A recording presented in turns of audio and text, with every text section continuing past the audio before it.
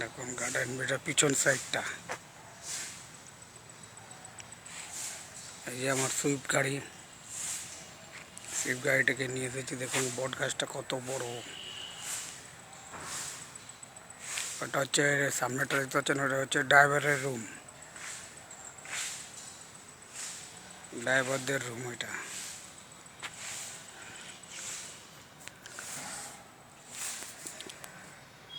দেখুন এটা হচ্ছে আমাদের ড্রাইভারদের রুম, এটা হচ্ছে মালিকদের গেস্ট হাউস রুম।